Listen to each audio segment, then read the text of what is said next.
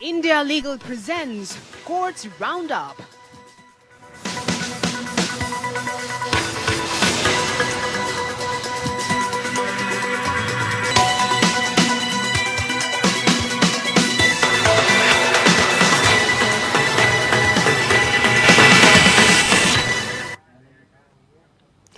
नमस्कार, मैं हूं आपके साथ नेहा दुबे। कोर्ट्स राउंडअप में आपका बहुत स्वागत है। इस बुलेटिन में अगले आधे घंटे हम आपको कोर्ट से जुड़ी तमाम छोटी बड़ी खबरों से करवाएंगे रूबरू। कोर्ट की कार्रवाई और सुप्रीम कोर्ट से लेकर हाई कोर्ट्स और लो कोर्ट्स तक के फैसलों को रखेंगे आपके सामने। आगे बढ़ने से पहले एक नजर हेडलाइंस पर।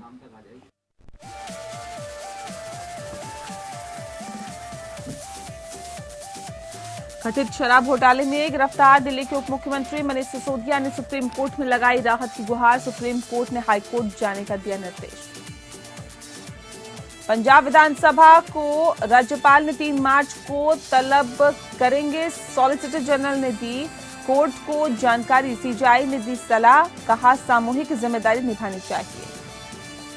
नौकरी के बदले जमीन घोटाला मामले में लालू प्रसाद यादव, राबड़ी देवी, मीसा समेत 13 आरोपियों को सम्मन। राउज एवेन्यू कोर्ट ने जारी किया है सम्मन। सीबीआई अक्टूबर में चार्जशीट कर चुकी है दाखिल।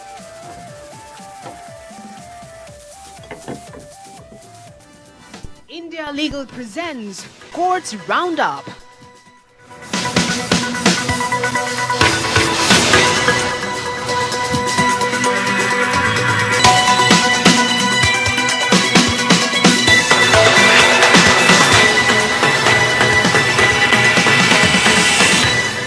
सुप्रीम कोर्ट ने दिल्ली के डिप्टी सीएम मनीष सिसोदिया की गिरफ्तारी के मामले में सुनवाई की है। चीफ जस्टिस डीवाई चंद्रचूड़ और जस्टिस नरसिम्हा की बेंच ने मामले की सुनवाई की है। इस दौरान सीजेआई ने सख्त रुख अपनाते हुए पूछा कि आप सीधे सुप्रीम कोर्ट क्यों आ गए हैं।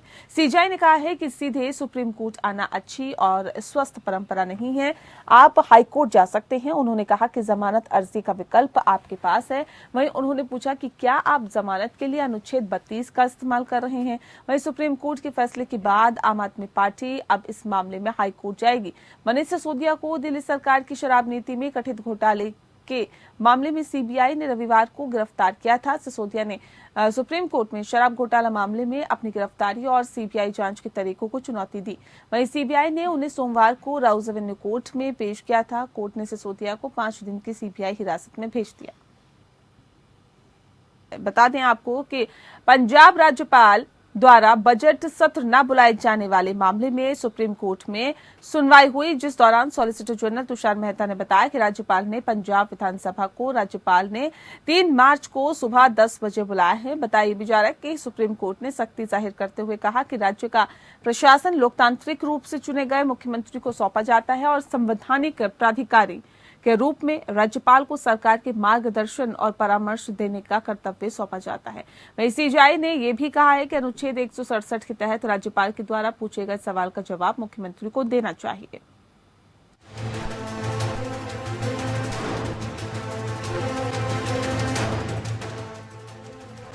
पंजाब में विधानसभा का बजट सत्र बुलाने की मंजूरी न मिलने के खिलाफ आम आदमी पार्टी सरकार ने सुप्रीम कोर्ट का रुख किया।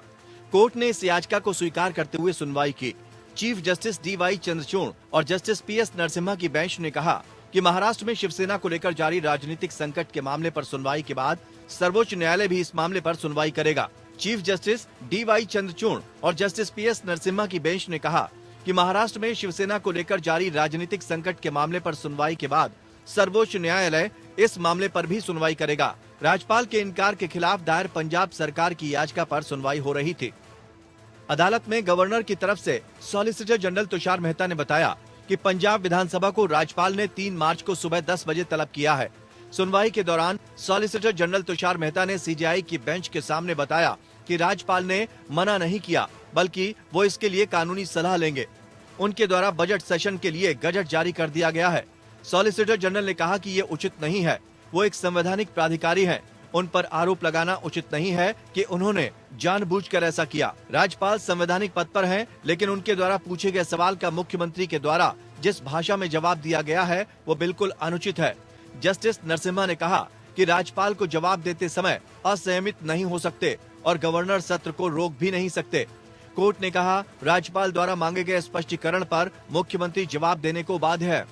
वहीं पंजाब सरकार की ओर से वकील अभिषेक मनु सिंघवी ने कहा कि इसके लिए 2 पत्र राज्यपाल को भेजे गए। उन्होंने कहा, जब हम अदालत आते हैं तो गवर्नर को इजाजत के लिए पत्र देते हैं। ऐसा इसलिए है क्योंकि वो नहीं चाहते कि देश को पता चले। वकील सिंघवी ने कहा, अनुच्छेद 171 के मुताबिक राज्यपाल के पास कैबिनेट के अनुरोध को स्वीकार करने के अलावा कोई और विकल्प नहीं है। विधानसभा बुलाने के कैबिनेट के अनुरोध को मानने के मामले में गवर्नर के पास कोई विवेकाधिकार ही नहीं है। दोनों पक्षों को सुनने के बाद सीजेआई ने दोनों पक्षों को दी सलाह। सीजेआई ने पंजाब सरकार से कहा कि संविधान के अनुच्छेद 167(b) से साफ है कि अगर राज्यपाल सरकार से कोई जानकारी मांगते हैं तो इसे देने में कोई दिक्कत नहीं होनी चाहिए। वहीं सॉलिसिटर जनरल से कहा कि अगर कैबिनेट से कोई फैसला ले लिया गया है तो राज्यपाल नहीं कह सकते कि वो कानूनी सलाह ले रहे हैं।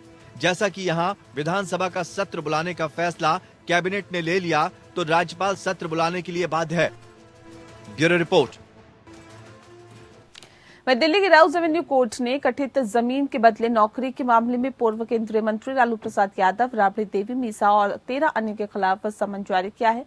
सीबीआई की ओर से उनके खिलाफ दायर चार्जशीट पर संज्ञान लेने के बाद कोर्ट ने आरोपियों को 15 मार्च के लिए समन जारी किया।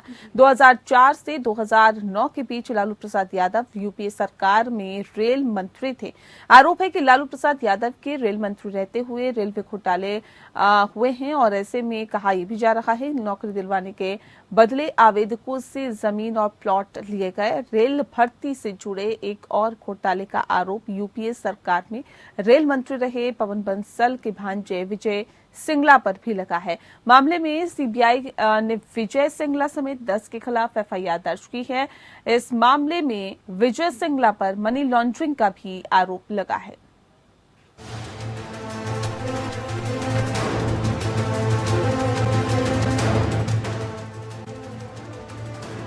बिहार के पूर्व मुख्यमंत्री लालू प्रसाद यादव के परिवार की मुश्किलें बढ़ती दिख रही हैं। नौकरी के बदले जमीन लेने के घोटाले को लेकर दिल्ली की राउज एवेन्यू कोर्ट ने सीबीआई की ओर से दाखिल चार्जशीट पर संज्ञान लिया है। कोर्ट ने मामले में आरोपी पूर्व रेल मंत्री लालू यादव, उनकी पत्नी राबड़ी देवी और उनकी बेटी मीसा भारती समेत अन्य को सोमवार को समन जारी किया है। कोर्ट ने सभी आरोपियों को 15 मार्च को पेश होने के लिए कहा है। चार्जशीट में सीबीआई ने लालू प्रसाद के अलावा राबड़ी देवी और 14 अन्य को आरोपी बनाया है। 2004 से 2009 के बीच लालू प्रसाद यादव यूपीए सरकार में रेल मंत्री थे। आरोप है कि लालू के रेल मंत्री रहते हुए रेलवे भर्ती में घोटाला हुआ था। कहा जा रहा है कि नौकरी लगवाने के बदले आवेदकों से जमीन और प्लॉट लिए गए।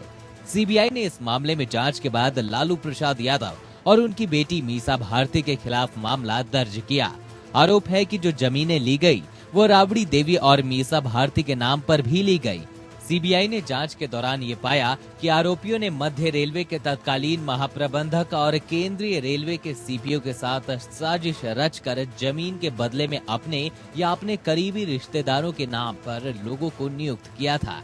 ये भूमि प्रचलित सर्किट रेट से कम और बाजार दर से काफी कम कीमत पर अधिग्रहित की गई थी। सीबीआई के मुताबिक 2004 से 2009 की अवधि के दौरान लालू प्रसाद ने उम्मीदवारों से रेलवे के विभिन्न जोन में ग्रुप डी के पदों पर नौकरी के बदले अपने परिवार के सदस्यों के नाम पर जमीन ली थी और आर्थिक लाभ प्राप्त किया था। पटना के रहने वाले कई लोगों ने खुद ही अपने परिवार के सदस्यों के माध्यम से प्रसाद के परिवार के सदस्यों और उनके परिवार के नियंत्रित एक निजी कंपनी के पक्ष में पटना स्थित अपनी जमीन बेची थी। वे ऐसी अचल संपत्तियों में हस्तांतरण में भी शामिल थे। रेलवे में भर्ती के लिए विज्ञापन या कोई सार्वजनिक नोटिस जारी नहीं किया गया था। फिर भी जो पटना के निवासी थे उन्हें मुंबई, जबलपुर, कोलकाता, जयपुर और हाजीपुर में स्थित विभिन्न जोनल रेलवे में सब्स्टिट्यूट के रूप में नियुक्त किया गया था। सीबीआई का कहना है कि इस मामले में पटना में 1,05,292 फुट जमीन लालू प्रसाद यादव के परिवार के सदस्यों ने विक्रेताओं को नगद भुगतान पर अधिग्रहित की थी। Bureau report. वहीं सीनियर एडवोकेट दुष्यंत दवे ने तेलंगाना विधायकों के अवैध खरीद फरोख्त मामले को सीबीआई को ट्रांसफर करने के तेलंगाना हाईकोर्ट के आदेश के मामले में सुनवाई हुई। बता दें आपको कि इस दौरान दवे ने सवाल करते हुए कहा कि भारतीय जनता पार्टी द्वारा भारत राष्ट्र समिति के विधायकों के खरीद फरोख्त के लिए रची गई कथित साजिश की जांच केंद्रीय जांच ब्यूरो को ट्रांसफर करने के परिणाम स्वरूप न्याय बाधित हुआ है। तेलंगाना पुलिस का प्रतिनिधित्व करते हुए दवे जस्टिस बी.आर. गवई और जस्टिस अरविंद कुमार, जो तेलंगाना उच्च न्यायालय के आदेश के खिलाफ राज्य पुलिस की याचिका पर सुनवाई कर रहे थे। सत्तारूढ़ दल के 4 विधानसभा सदस्यों को बीजेपी द्वारा कथित रूप से खरीद फरोख्त करने के प्रयास की जांच को तेलंगाना सरकार द्वारा गठित एक विशेष जांच दल से सीबीआई को स्थानांतरित कर दिया गया था। सीनियर एडवोकेट ने बीजेपी के इस दावे को भी खारिज कर दिया कि तेलंगाना सरकार ने जांच में हस्तक्षेप किया था। दवे ने बताया कि 3 लोगों रामचंद्र भारती उर्फ सतीश शर्मा, नंदू कुमार और सिंघयाजी स्वामी, जिन्हें बीआरएस विधायकों द्वारा दर्ज कराई गई पुलिस शिकायत में आरोपी के रूप में नामित किया गया था, को 4 विधायकों को भाजपा में शामिल होने के लिए लुभाने का प्रयास करते हुए रंगे हाथों पकड़ा गया था। दवे ने कहा कि अपने दावे को पुख्ता करने के लिए राज्य में सत्तारूढ़ व्यवस्था के हस्तक्षेप के कारण तेलंगाना पुलिस की विशेष जांच टीम द्वारा जांच की निष्पक्षता से समझौता किया गया था। रेड्डी ने आगे आरोप लगाया कि आरोपी व्यक्तियों ने उनके प्रस्ताव पर सहमत नहीं होने की स्थिति में उन पर आपराधिक मामले दर्ज करने की धमकी दी। 25 नवंबर को तेलंगाना हाईकोर्ट ने विशेष जांच दल द्वारा भाजपा के राष्ट्रीय महासचिव बीएल संतोष कथित टीआरएस विधायक अवैध शिकार मामले में चल रही जांच के संबंध में 3 आरोपियों को जमानत दी। परिचित हिंसा मामले में आरोपी सामाजिक कार्यकर्ता गौतम नवलखा की जमानत याचिका पर बॉम्बे हाईकोर्ट में सुनवाई हुई। नवलखा के वकील ने बॉम्बे हाईकोर्ट से कहा है कि नवलखा सरकार के एजेंट है और माओवादी और आतंकी गतिविधियों में काम करते रहे हैं। वकील ने यह भी कहा कि दायर आरोप पत्र में नवलखा के खिलाफ आपको बता दें कि उन्होंने कहा है कि हिंसक कृत्य करने का कोई भी आरोप नहीं है और ऐसे में यूएपीए के आतंकी गतिविधियों के प्रावधानों के तहत केस नहीं बनता है। नवलखा की जमानत के लिए दलील देते हुए उनके वकील ने यह भी कहा है कि निकट भविष्य में मामले में सुनवाई शुरू होने की कोई उम्मीद नहीं है, क्योंकि बड़ी संख्या में अन्य आरोपियों की अर्जियां लंबित हैं और अब तक आरोप तय नहीं किए गए हैं।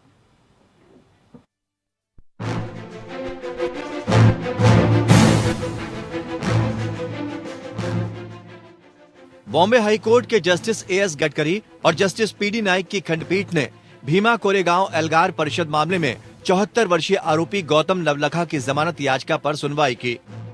सुनवाई के दौरान आरोपी गौतम नवलखा के वकील युग मोहित चौधरी ने कहा कि भारतीय कम्युनिस्ट पार्टी माओवादी को संदेह है कि वरिष्ठ पत्रकार गौतम नवलखा सरकारी एजेंट थे, जिन्होंने उनके आंदोलन को नकारात्मक रूप से प्रभावित किया है।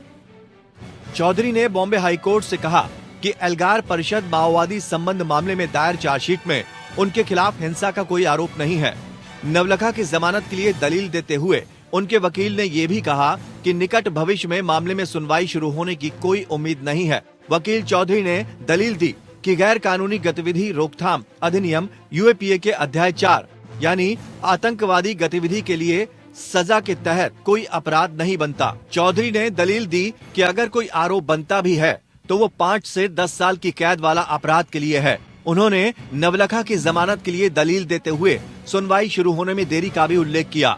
आरोप मुक्त करने संबंधी अर्जी पर महीनों पहले जिरह हुई थी, लेकिन अभियोजन पक्ष ने अभी तक अपना जवाब दाखिल नहीं किया है। आरोप मुक्त करने के अनुरोध संबंधी बड़ी संख्या में अन्य आरोपियों की अर्जियां लंबित हैं और अब तक आरोप तय नहीं किए गए हैं। उन्होंने कहा कि ऐसे में सुनवाई जल्द शुरू होने की संभावना नहीं है।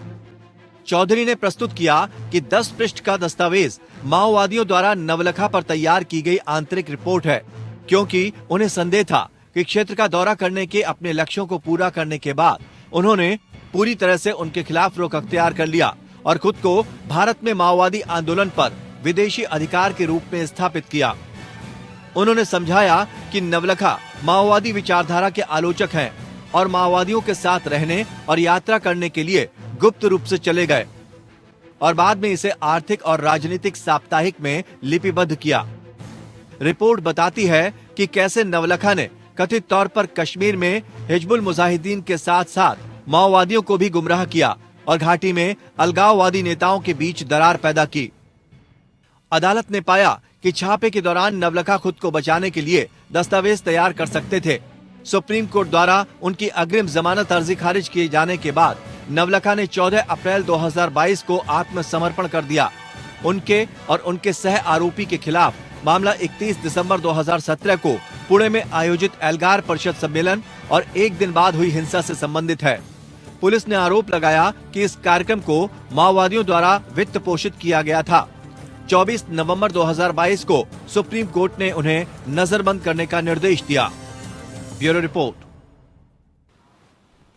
इलाहाबाद हाईकोर्ट ने पिछले हफ्ते पूर्व सांसद उमाकांत यादव को 2019 के एक मामले में जमानत देने से इनकार कर दिया। उन पर आजमगढ़ जिले के गांधी आश्रम को कथित रूप से हड़पने और क्षतिग्रस्त करने का आरोप था। जस्टिस दिनेश कुमार सिंह की खंडपीठ ने उनके 80 मामलों के लंबित आपराधिक इतिहास को ध्यान में रखते हुए कहा कि वह बाहुबली और गैंगस्टर हैं। वह पूर्वी उत्तर प्रदेश का खूंखार अपराधी है। पीठ ने यह भी कहा है कि यादव के नाम पर जघन्य अपराधों का लंबा और निंदनीय आपराधिक इतिहास है।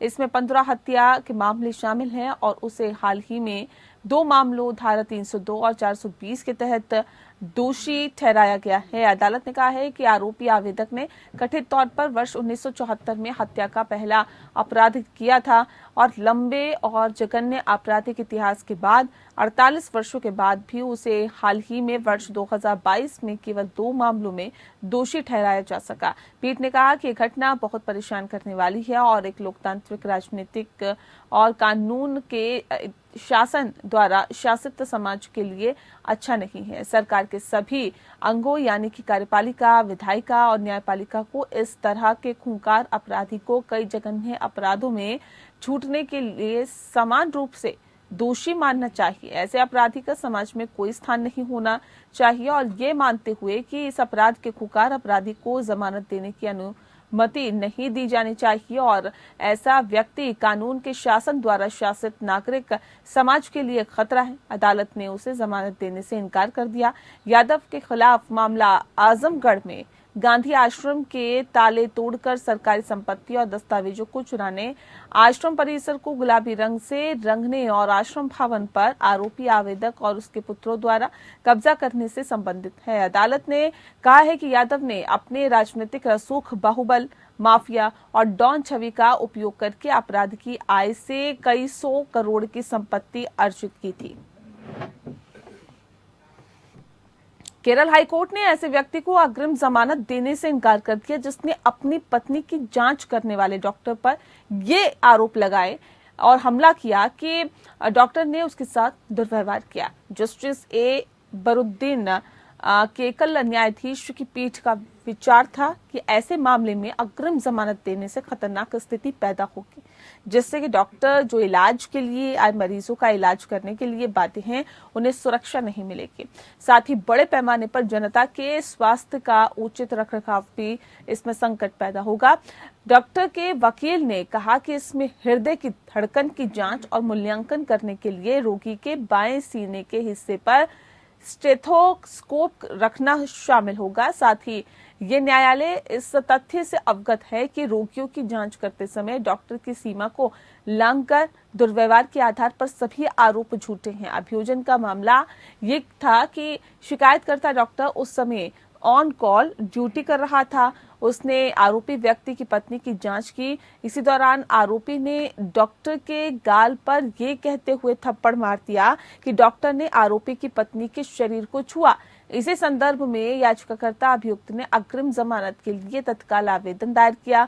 याचिकाकर्ता के वकीलों ने तर्क दिया कि वह इस मामले में निर्दोष है और उसके खिलाफ लगाए गए आरोप झूठे हैं। वहीं सीनियर लोक अभियोजन पीजी मनु ने उसी का खंडन किया और तर्क दिया कि याचिकाकर्ता की आपराधिक पृष्ठभूमि है। अदालत ने कहा है कि इसीलिए ऐसे मामलों में अग्रिम जमानत देना जब प्रथम दृष्टया अपराध बनता है, न केवल जांच को खराब करेगा बल्कि दर्दनाक स्थिति पैदा करेगा। इसीलिए मैं इस याचिका को अनुमति देने के लिए इच्छुक नहीं हूं। इसके साथ ही कोर्ट ने अग्रिम जमानत अर्जी खारिज की। और चलिए इसी के साथ ही कोर्ट्स राउंड अप में इतना ही। नमस्कार। India Legal presents Courts Roundup.